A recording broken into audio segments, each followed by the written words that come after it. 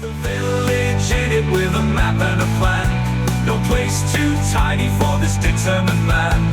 Crossing the counties one by one, you'll see in every English corner a bit of history.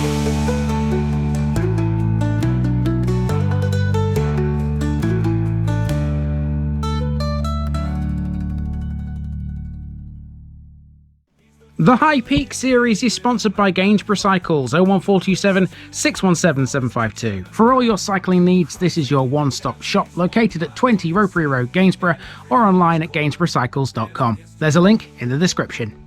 Gainsborough Cycles, ask for Trevor Halstead.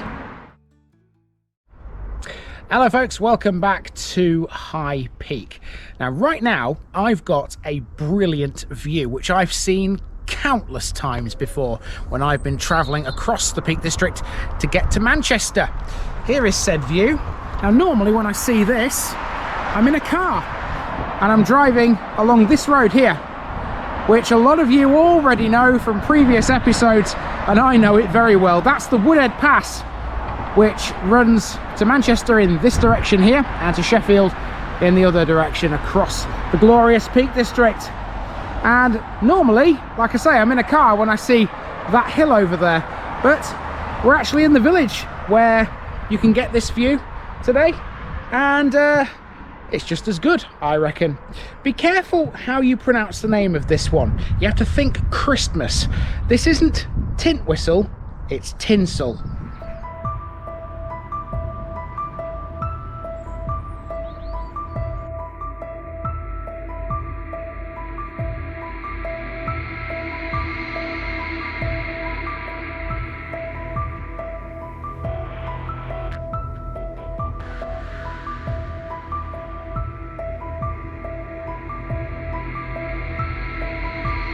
Tinsel, Prince's River Fork.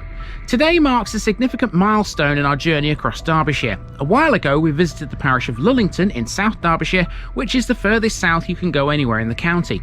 Today we've gone to the other extreme. This is as far north as you can go. Now be careful if you come to this place. Take a look at the name and you might think it's Tintwistle. For years I thought that's what it was, but no, any visit to the pinnacle of Derbyshire should be done with Christmas in mind. This is Tinsel. Theoretically though, Tintwistle is not wrong. The twistle part of the name derives from the Old English twisler, meaning confluence or fork. Saying Tintwistle is therefore not wrong, but I know how protective you Derbyshire lot can be over your villages, so let's keep Christmas in mind. Together with the hamlets of Woodhead and Crowden along the A628 towards Barnsley, Tinsel used to be in Cheshire. It had the unusual distinction of being its own rural district until 1974, and it was the only parish within that district. When the boundaries of Greater Manchester were drawn in 1974, keeping Tinsel within Cheshire would have made it an exclave. Instead it became part of High Peak and therefore transferred to Derbyshire. By far and away the most well-known resident of this place was, until her recent death, Dame Vivien Westwood. In this video we're on a mission to find her grave. We'll also be taking in some more reservoirs in the Longdendale chain, several churches, 2 pubs and a whole lot of Peak District scenery. It all sounds good to me. Let's go. Okay then, let's get going, and we start with a walk along the A628 towards Manchester. We're doing this so that we can check out another reservoir that forms part of the Longdendale chain. It's a way away from where we are here though, so let's fill in a bit more about Tinsel in the meantime.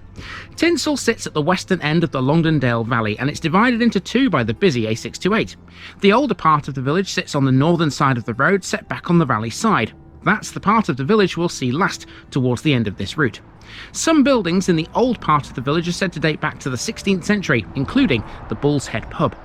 There's a well in the old part of the village too, which is decorated every year as part of the custom of Derbyshire well dressing. That's one of several events which the locals here observe on an annual basis. Tinsel has a history of hosting a horticultural show, which was organised by the British Legion until 2002, when it ceased. In 2011, Tinsel Allotment Gardeners Association started a fruit, flower and vegetable show, which takes place every September. Here we are at Botms Reservoir, a man-made lake which forms part of the Longdendale chain, built to supply water to the urban areas of eastern Manchester. It was constructed between 1865 and 1877 by John Frederick Bateman, and just like the ones we met yesterday, it was created by damming the River Etherow. The one big difference between this and the ones we saw yesterday would be its purpose. The upper reservoirs in the chain supplied drinking water, but both Botms and Vale House, which is the one between here and Rhodeswood, regulated the flow downstream for the benefit of local water-powered mills. Botms Reservoir was obliged to release 10 million gallons a day. To ensure this, a gouging basin measuring 40 feet in diameter was built, and it still exists. This is the structure here, which I reckon from the air looks like a massive plug hole. I mean, effectively it is a plug hole, because it releases water from the reservoir. In 1877, turbines were introduced at Botms to produce electricity that powered the company offices of the Manchester Corporation and the Works Electric Train. These operated for 28 years, but as far as I know, they're not in use anymore. Now, you can walk along the edge of Botms Dam here, and it'll take you into Glossop if you do. However, we need to remain within Tinsel, so let's head back now and explore some of the streets in the southern portion of the place.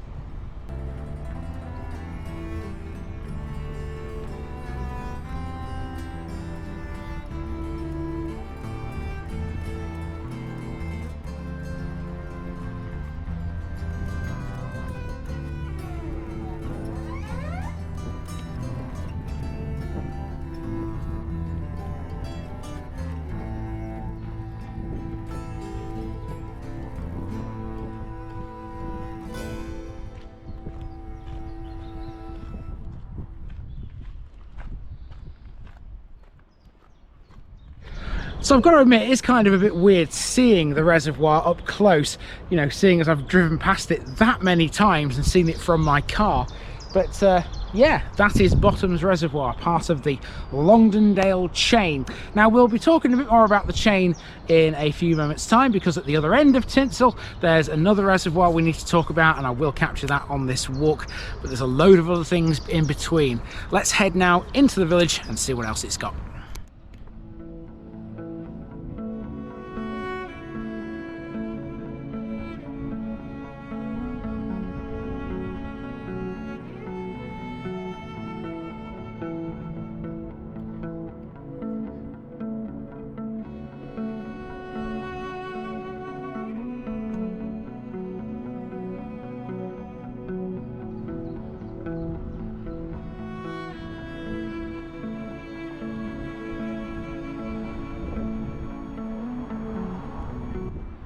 The southern parts of Tinsel are considered the newer bits, even though they do look pretty old themselves. You see, Tinsel developed initially on a hillside, defined mainly by a narrow, mountain-like road. When the Woodhead Pass came along, it changed the layout of the place a bit.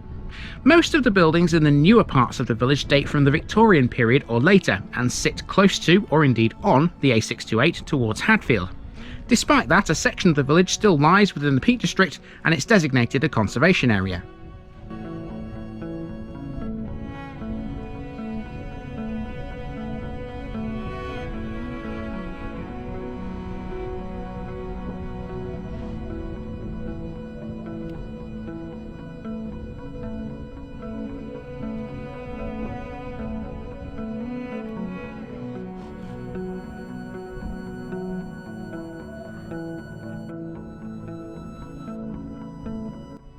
Education in this village is managed by two schools. This is the first, Tinsel Primary School, which is Church of England aided.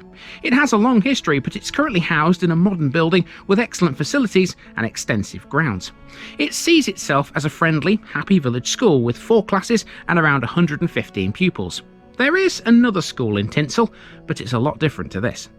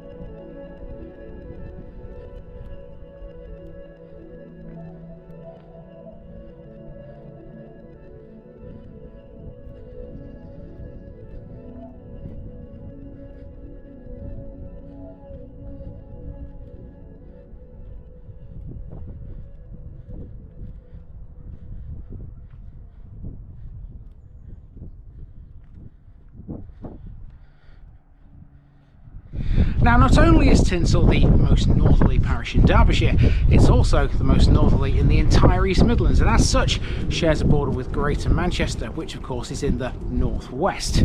Now, the northwest of England is famous for a few things, but one of the things that most people sort of know about it is its love of football, and here in Tinsel, that love has crossed the boundary. This is the West Drive Football Centre. Now, as we know, Manchester is something of a footballing mecca. It seems the influence of the sport in the northwest has well and truly been felt here. West Drive is the home of the village's main team, Tinsel Athletic FC. The club has a history rooted in grassroots football, evolving from a site used by the now defunct Tinsel Villa. Villa played in the Manchester League. Their history is a little scant, but they were certainly around between the late 1990s and 2007.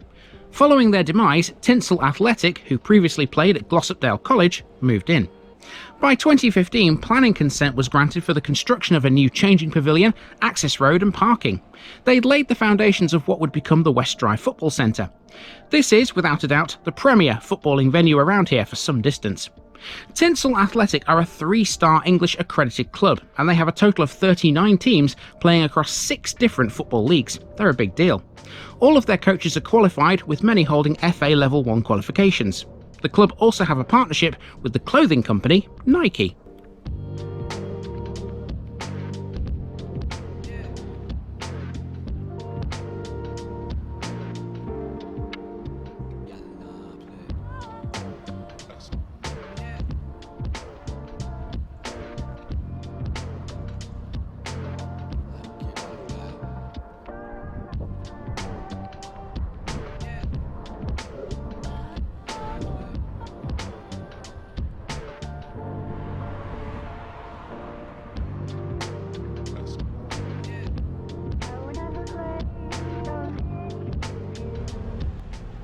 Now we're back on the A628, and next we have that other school. As I promised you a moment ago, this is very different to the regular primary. This is Arnfield Tower. It was built in 1875 by the Manchester Corporation. Essentially, it was a house, but the tower, projecting to the west, was its main feature. Arnfield Tower is no longer a house. Instead, it's the Arnfield Independent School. The school is designed to provide education for 3 groups of children, those placed at Arnfield Tower Activity Centre, Greenfield House and Moorfield Barn, which are children's homes. Effectively then, it's a special school, but from what I can gather, it doesn't have that status officially. Nonetheless, what a building to go to school in, eh? There's nothing around here quite like the Arnfield Tower, that's for sure.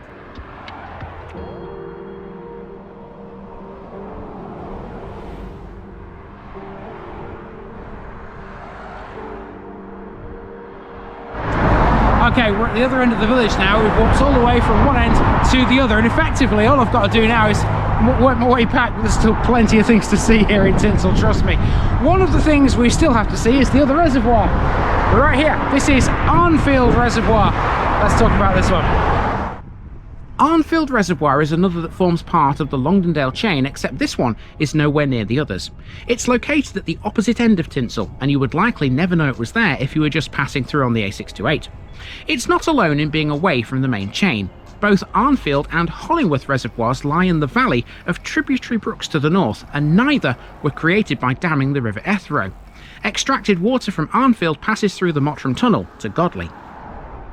It's a lot smaller than the ones in the main chain too. Arnfield's embankment is 17 metres high and it has 5 sections, totalling 953 metres in length. It was constructed of local clay, and a masonry overflow weir protects the reservoir from overtopping.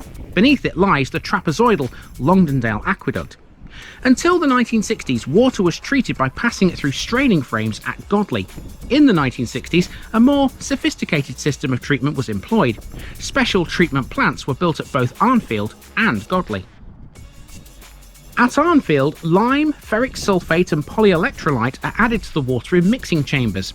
This flocculating agent binds together the impurities, which sink, and then they're removed in sedimentation tanks. At Godley, lime is added to remove manganese, and the water is filtered and chlorinated and fed into the distribution network. In 1990, the Holmfirth Reservoir was decommissioned. It now forms part of the Swallows Wood Nature Reserve. It was levelled, and waters from the Ogden Brook were instead fed into Arnfield.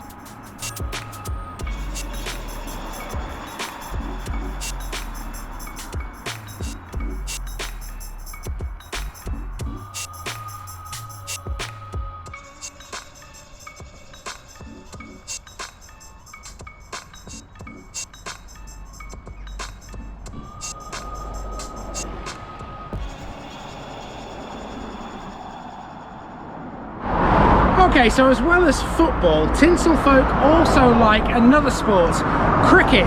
And the cricket ground you can find on the main road again, behind this low wall. Let's have a look at it. Here we have Tinsel Cricket Club. They were formed in 1835 and their ground is called Speedwell. Whilst the club has traditionally supported local cricketers for many years, in recent times Tinsel have become so much more than that. Now their aim is to provide a safe and inclusive facility for all the community to benefit from. The clubhouse is a community hub and available for other local groups and societies to use. In 2022, Tinsel Cricket Club improved Speedwell by building a fantastic clubhouse that will support the club into the future. Everybody in the village was hugely excited about the benefits the facility will undoubtedly bring.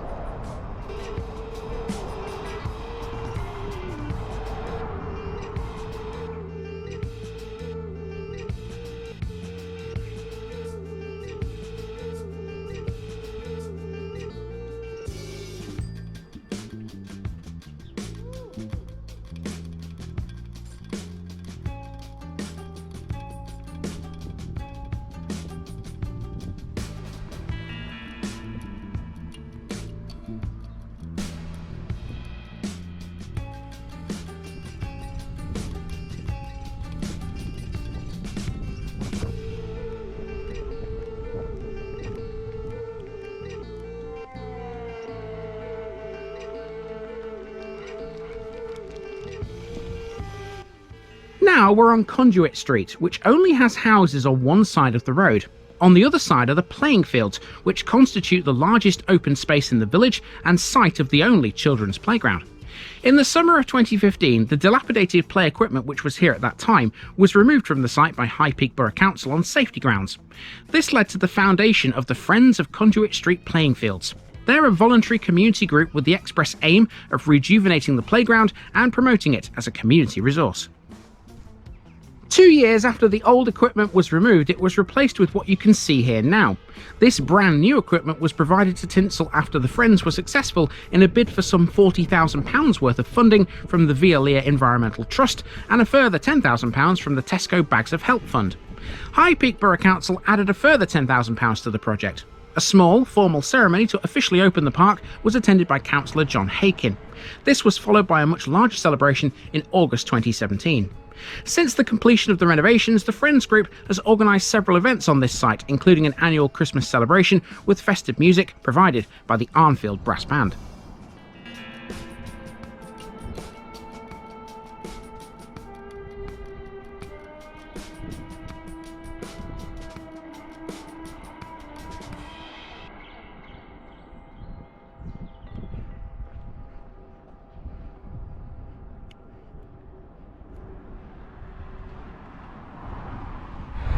So I guess the Cakery and Coffee Shop is a good place to go if you've been on the park for a while. I'll tell you another place you could go afterwards too, just over the road. So the Tinsel Village Store.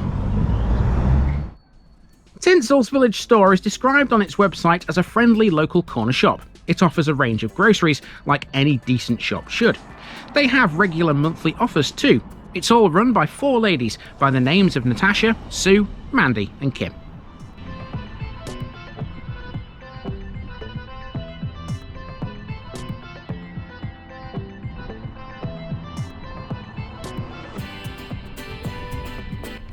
Opposite the shop is the Tinsel Conservative Club, and according to a banner on its wall, it's the home of Piston Nuts, whatever that is.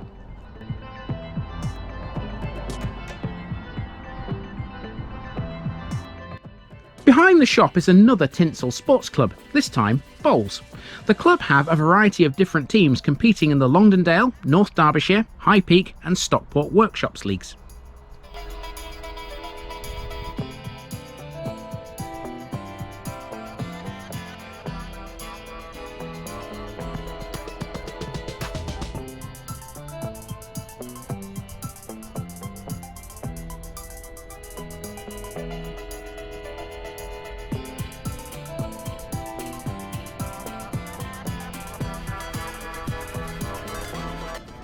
Now we've come around the back of the church and we're on the A628 again. Heading east briefly, here's a building that's no longer in use. This was a Sunday school and it was built in 1871. I literally found nothing more about this building other than the fact it's listed. It's clearly not occupied, what with some of its windows being boarded up. Surely this has to be a restoration project for someone in the future. It's one of 4 religious buildings that's all clustered together at the eastern end of the village. Christ Church is by far the best known, and for a number of reasons.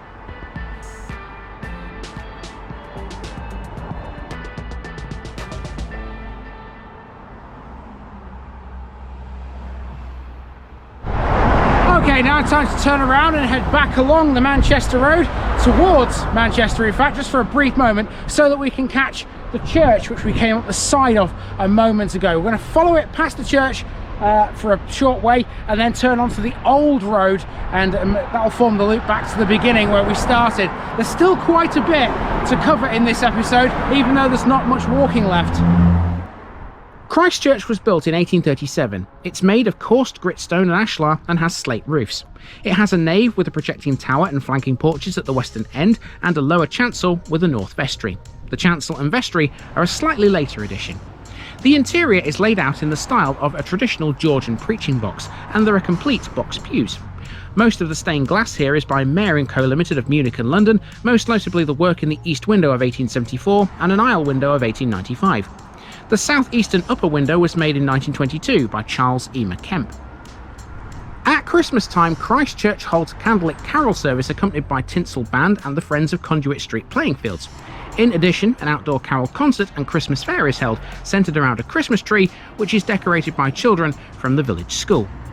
Christ Church held the funeral for one of the UK's best-known celebrities, none other than Dame Vivien Westwood, who died in 2022. Westwood was born in Hollingworth but grew up here in Tinsel. Even though her funeral was here, you won't find her grave in this churchyard. There have been no new burials here for quite some time. We'll find her grave elsewhere in a bit.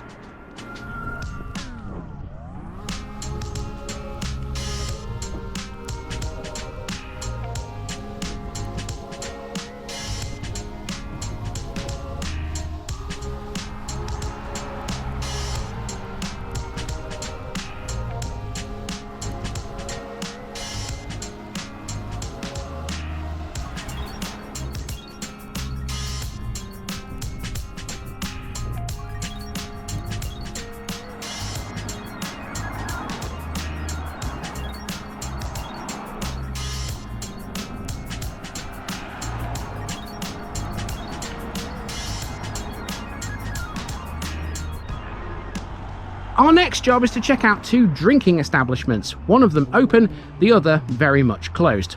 On the corner of the old road that predated the A628 is the open one. This is Tinsel Village Club.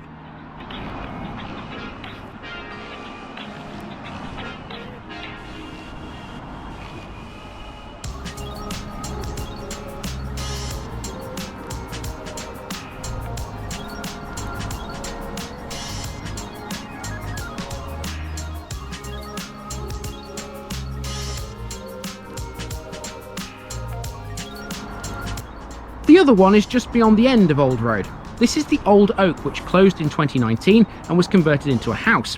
Its closure was a real loss to the community. It was locally famed for things like its karaoke nights and Anne Summers parties. Well, famous, infamous, I mean, whatever floats your boat.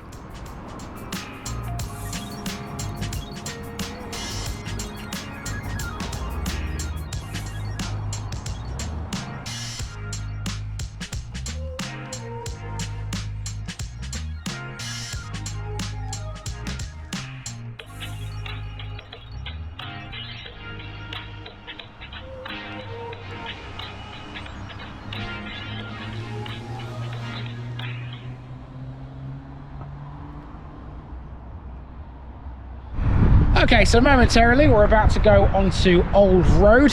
Now where Old Road meets the current road through Tinsel, there's a board. Now this tells you whether or not the Woodhead Pass is closed for whatever reason. There's nothing on it today because it's a nice day, there's no snow or ice around, and there's no reason for it to close. So as such, the road is flowing rather smoothly, in fact. Okay, let's go up onto Old Road now and see what's up here. The first thing to pass along here is the Tinsel Brass Band Room. This is a village with a rich brass band tradition, and in fact, Tinsel actually has two brass bands, the original Tinsel Brass Band and the Arnfield Brass, which is its junior section formed in 2003. Both are integral to the community, with Tinsel Brass Band based at this band room on the Old Road. Arnfield Brass are based at the Tinsel Village Club. The band can trace its history back to 1888, and it's been known by various names, including Tintwistle, Tinsel Foresters, Tinsel Public Prize, and Tinsel Public Silver. After a significant fundraising effort in the 1990s, the Tinsel Brass Band secured the band room and a new set of instruments, setting them up for the future.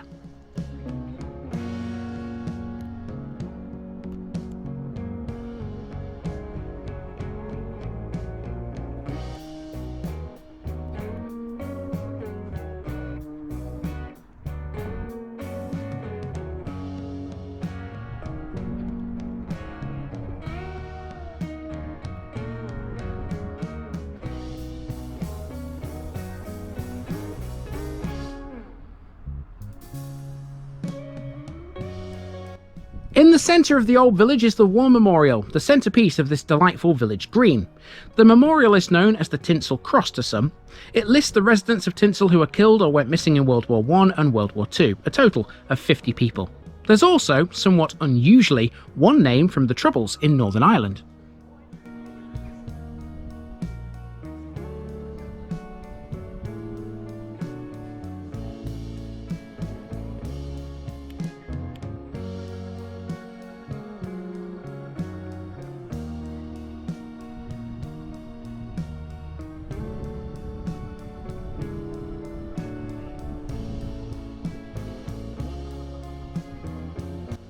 Quite a lot of the properties in this old part of Tinsel date from the 16th or 17th century.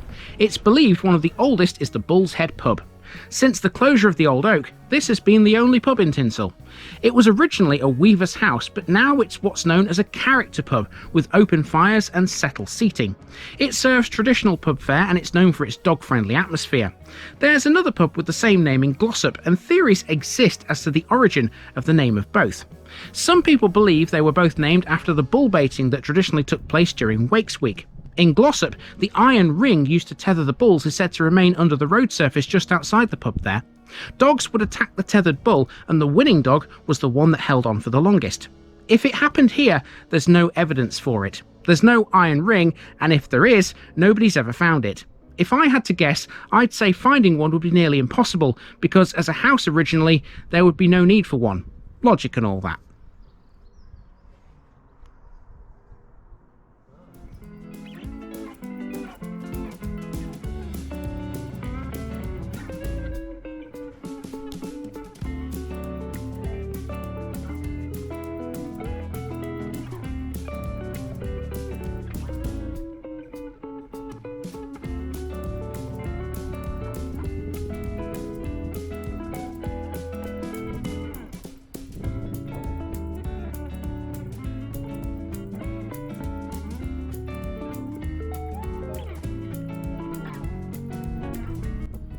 Two buildings left, and they're both chapels. This one is the Tinsel and Glossop United Reformed Church, which was formed in 1971. Its history includes a link with Padfield Independent Chapel, which later became Padfield Congregational Chapel after a vote to join the URC was not carried. In 1973, a new link was formed with Charlesworth Congregational Church, where the two churches shared the same minister, Reverend C.L. Gillam. This church has another war memorial within its cemetery, honouring those who lost their lives in World War I and World War II.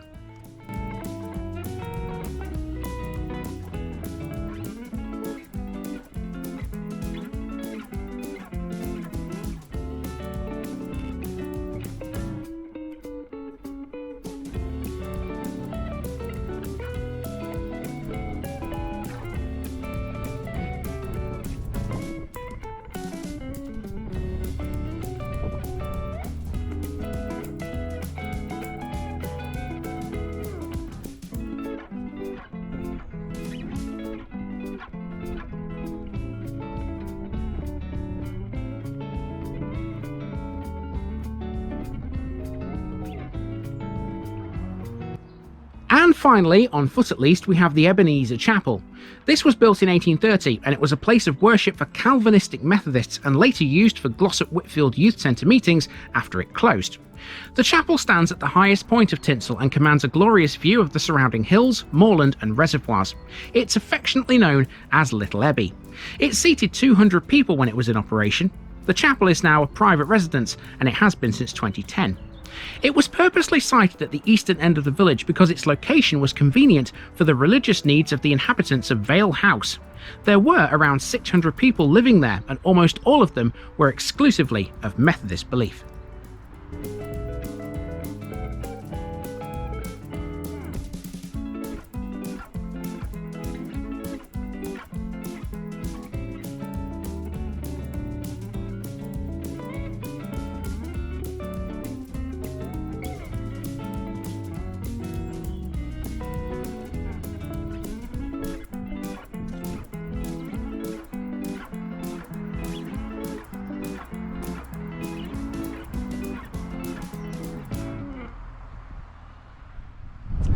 Okay, so we've completed the circuit of Tinsel, and what a circuit it is. Before we leave this village behind though and we go onto the Woodhead Pass to finalise this entire episode, we've got to do a bit of grave hunting, haven't we? Yes, let's go and find the grave of Dame Vivien Westwood. Okay, so here we are then at the cemetery, which is on Chapel Brow. It's just between Old Road and the Woodhead Pass. It's kind of the sort of graveyard that you just drive straight past and not even know it was there. But Dame Vivien Westwood is buried in this cemetery. Let's go and find her. On the very steep Chapel Brow, close to the Bull's Head, you'll find a cemetery that looks like something of a forgotten relic. Not so. The cemetery is still very much in use for burials, and this is where Dame Vivien Westwood was laid to rest. Here's her grave. It's not the fanciest of final resting places, which is a little surprising when you consider who we're talking about. I'm pretty sure most of you know about her, but for those who don't, here's a bit about the lady who helped bring punk and new wave fashion into the mainstream. Dame Vivien Isabel Westwood was an English fashion designer and businesswoman. In 2022, Sky Art ranked her the 4th most influential artist in Britain of the last 50 years. Westwood came to public notice by making clothes for the boutique shared between herself and music mogul Malcolm McLaren. Their ability to synchronise clothing and music shaped the 1970s UK punk scene, which included McLaren's band, the Sex Pistols. Westwood viewed punk as a way of seeing if one could put a spoke in the system, in her own words. I don't think that was terribly wide of the mark, as assertions go. Westwood opened 4 shops in London and eventually expanded throughout Britain and the world, selling a varied range of merchandise, some of which promoted her political causes, such as the campaign for nuclear disarmament, climate change, and civil rights groups. Westwood's designs were independent and represented a statement of her own values. Often, though, her ideas were collaborations with Gary Ness, who assisted her with inspirations and titles for her collections. McLaren and Westwood's first fashion collection to be shown to the media and potential international buyers was Pirate, combining 18th and 19th century dress, British history, and textiles with African prints. Best known among her many collections were her iconic corsets.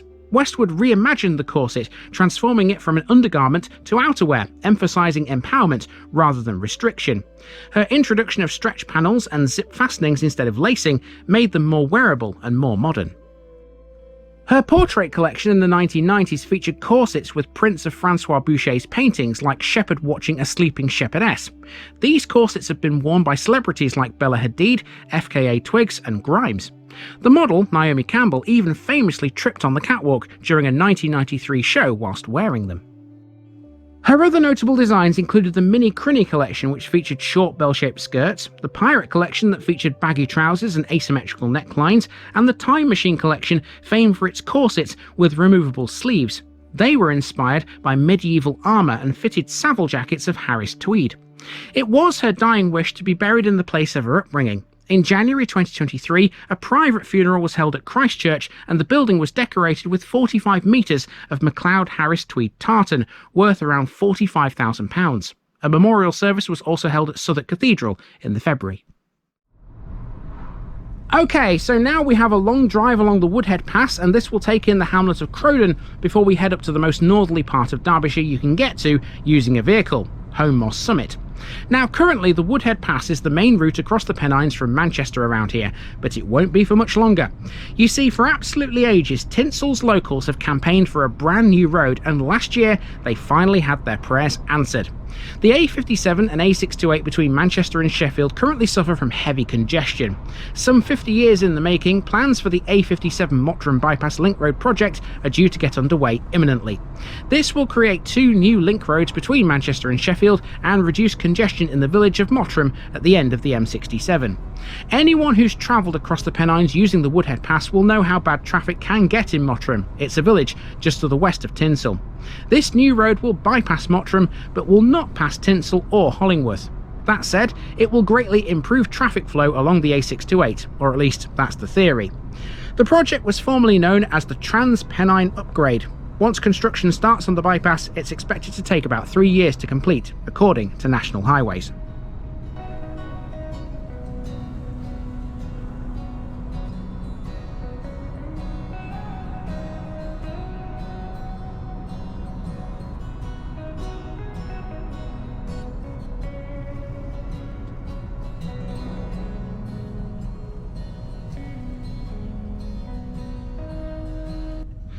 This is Crowden, which is sometimes known as Crowden in Longdendale.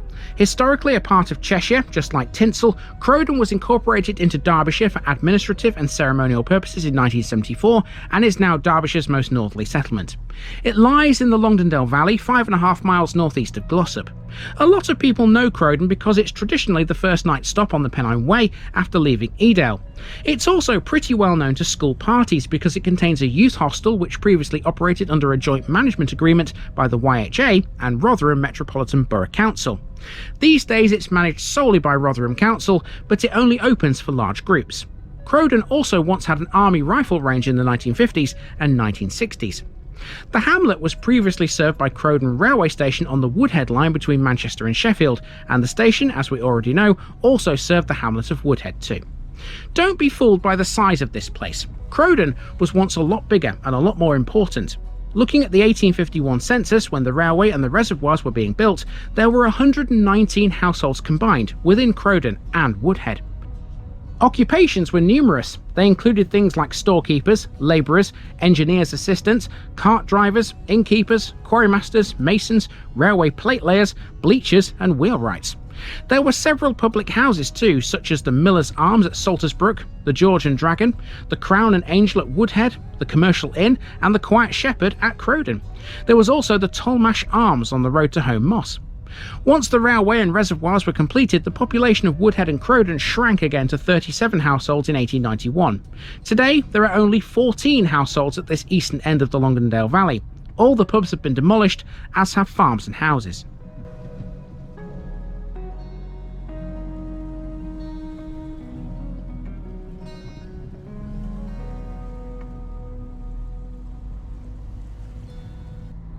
You'd think now, driving across the Pennines, that the odd isolated house is as much as you get up here these days. Well, you'd be wrong.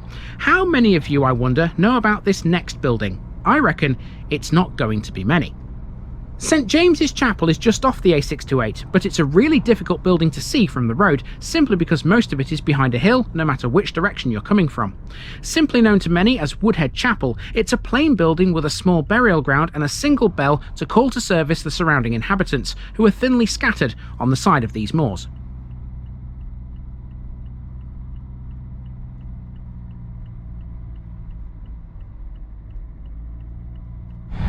Okay, so you could so easily miss this. You wouldn't even know it was there. It's one of those things that if you didn't know it was here beforehand, yeah, you probably never would. So I'm walking up towards it. You can just about see the cross on top of its tower up there. Let's get a bit closer and get a closer look. Woodhead Chapel can trace its history back to 1487, when the first church here was built. Nobody knows where it was, not exactly anyway. It may have been at Woodhead, or perhaps 3/4 of a mile further up the valley. It was built by Sir Edmund Sharp, who was born in Mottram and became a wealthy goldsmith and jeweller to Edward IV. In his will, also dated 1487, he bequeathed money and endowment to build a grammar school at Stockport. His church was intended to be a chapel of ease for a mother church at Mottram. by 1662, Shars Church was in decay.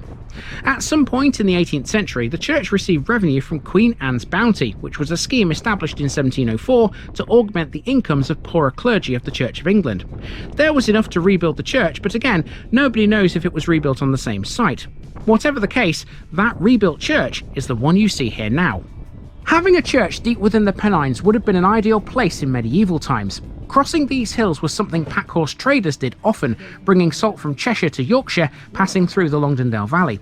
Salt, flax and yarn were transported along a packhorse road or salt path. St James's stands at the side of that road. It would have also been well used by other people too, most notably during the Industrial Revolution. At Crowden, Brown's bleach works were established at Sheepwash Corner, and a paper mill followed suit in 1777.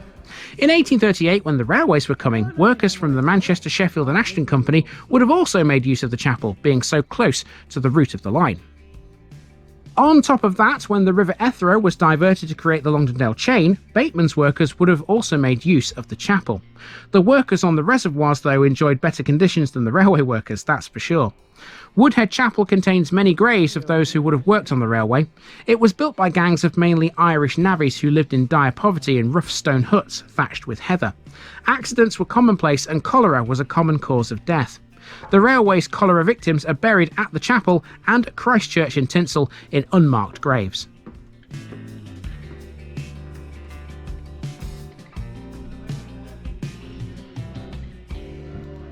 Yeah, of course, yeah. Very interesting.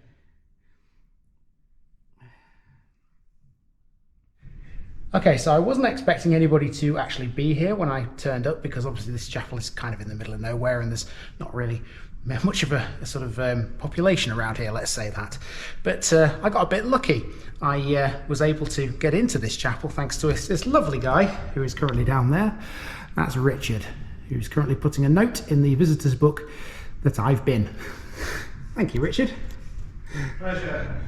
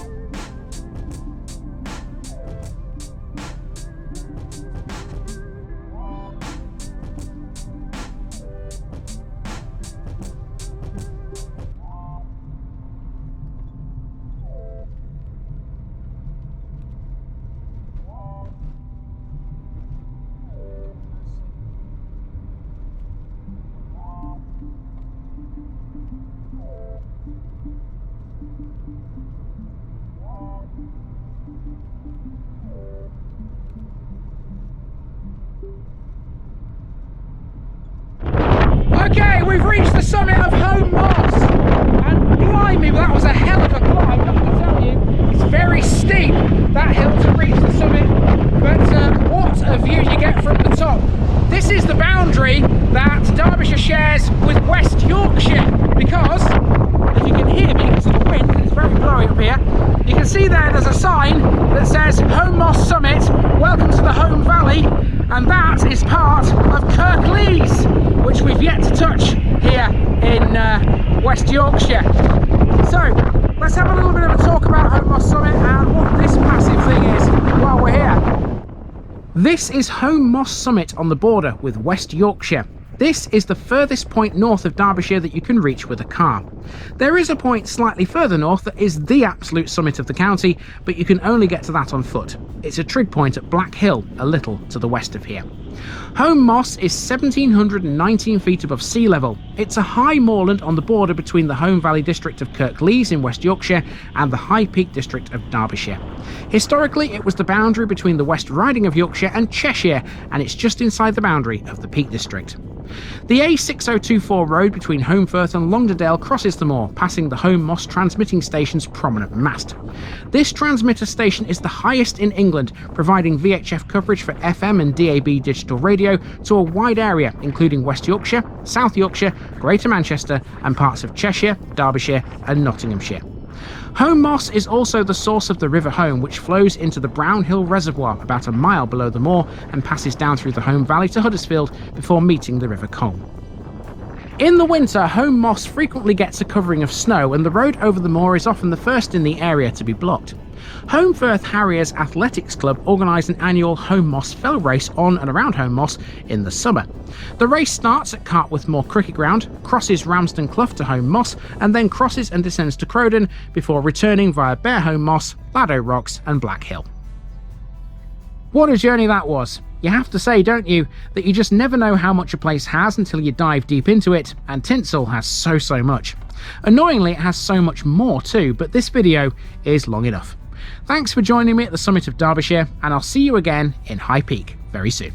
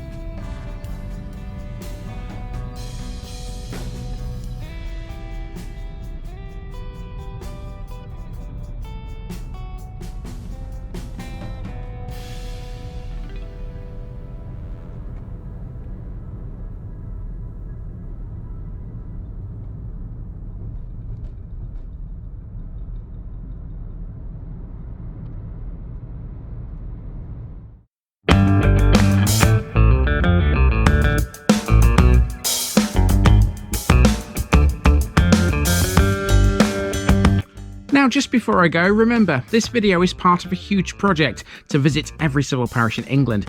That's more than 10,000. These routes are pre-planned, and due to time constraints, I can't cover every detail or walk down every street. Please don't complain if this video missed something out. I pronounce names how I choose to.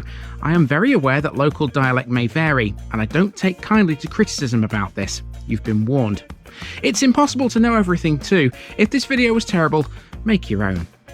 If you're a regular watcher of The Village Idiot, you're not the only one. If you've got a small business, why not use my videos to advertise it? Leave a comment below if you're interested.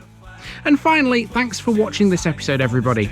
Give us a like and a subscribe if you've enjoyed this episode, and share it with your friends and relatives. It all helps to keep this mission going. Until next time, I've been Andy, also known as The Village Idiot, and I'm out.